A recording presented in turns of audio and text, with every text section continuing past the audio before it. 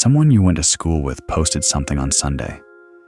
A ring, or a key, or a new title under their name. You were happy for them.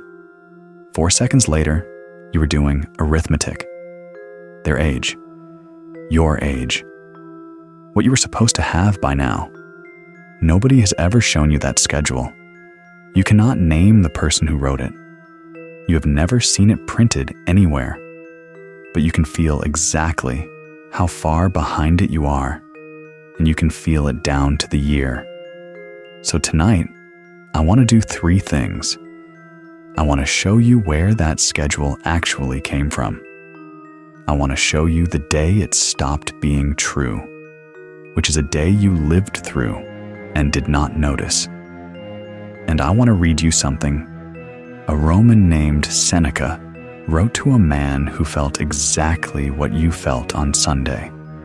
A man who, by every visible measure, was not behind at all. He ran the grain supply of an empire. Seneca told him his problem was not that his life was too short.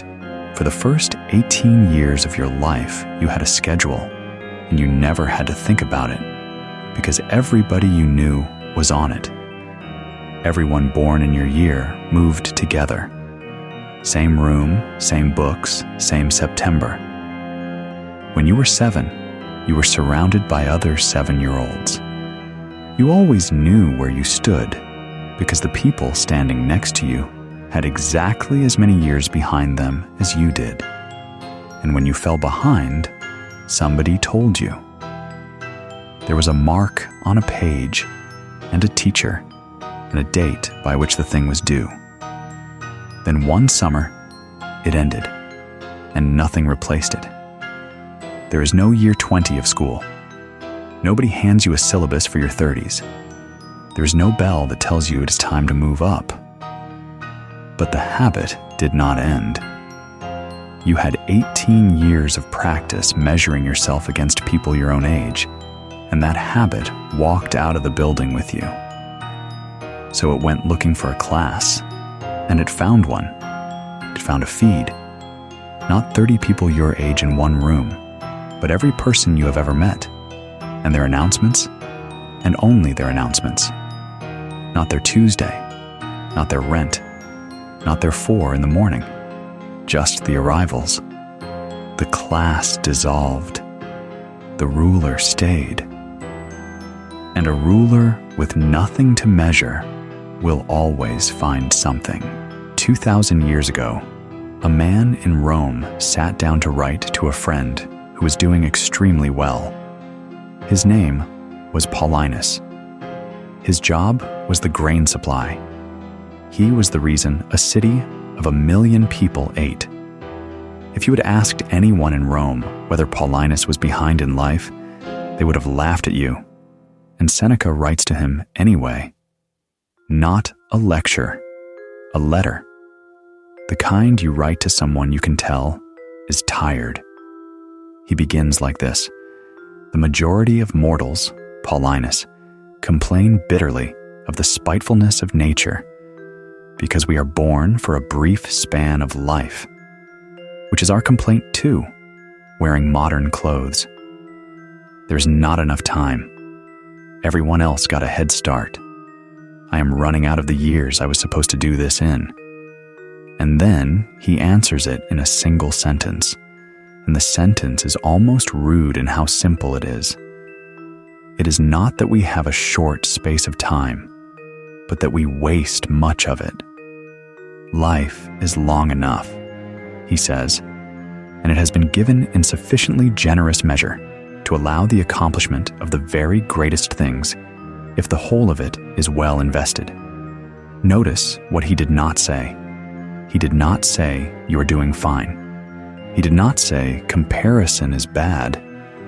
He said the measurement is on the wrong axis entirely.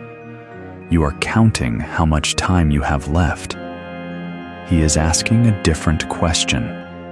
How much of it was ever yours? Here's the part that changed how I read the whole thing. Seneca does not tell Paulinus to work faster. He tells him he is being robbed and that he is helping.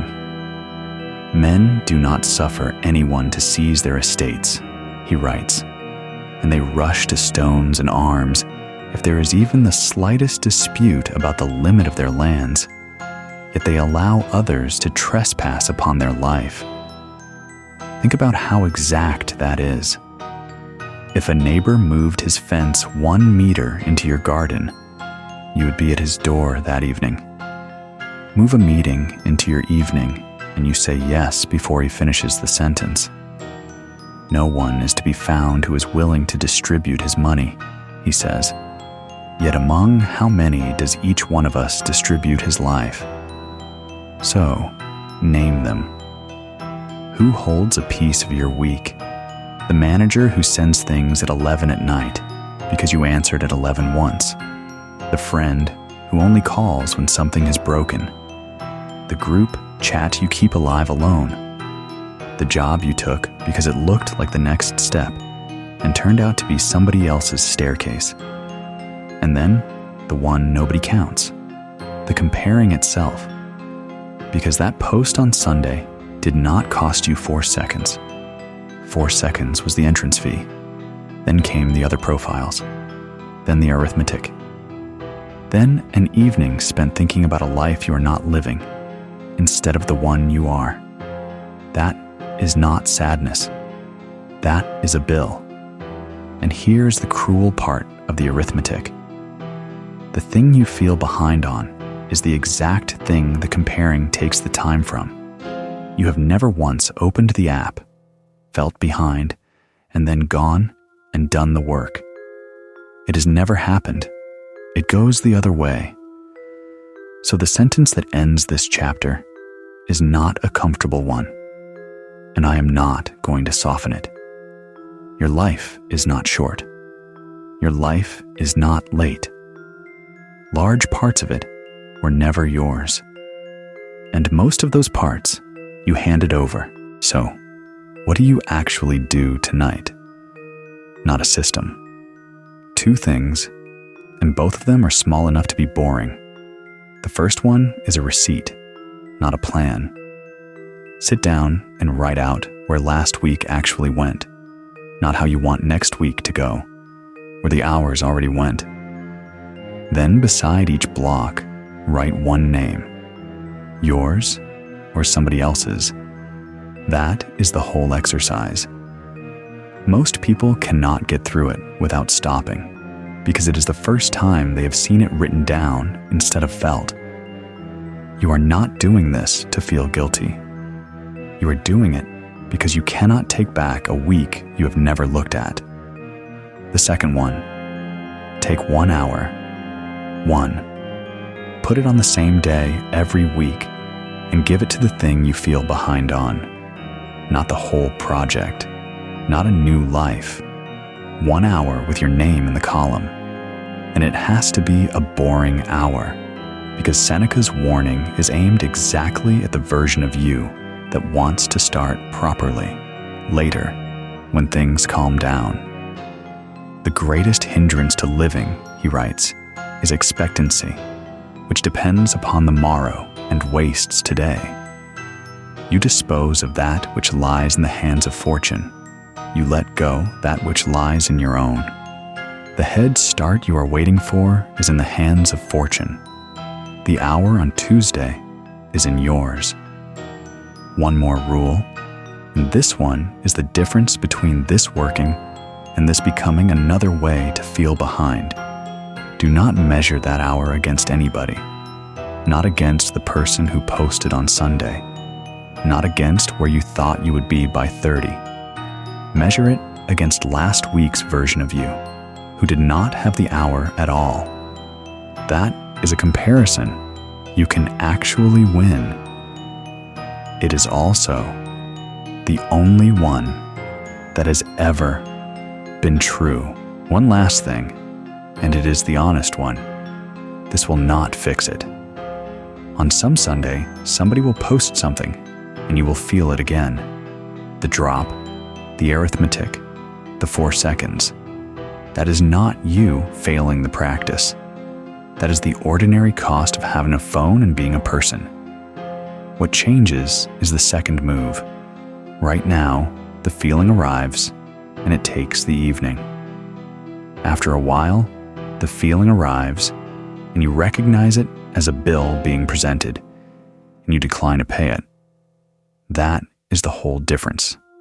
That is enough. Seneca did not write to Paulinus because Paulinus was weak. He wrote to him because Paulinus was busy, and busy people are the easiest ones to rob. So before you go, one question. Whose week was last week? Say the name out loud.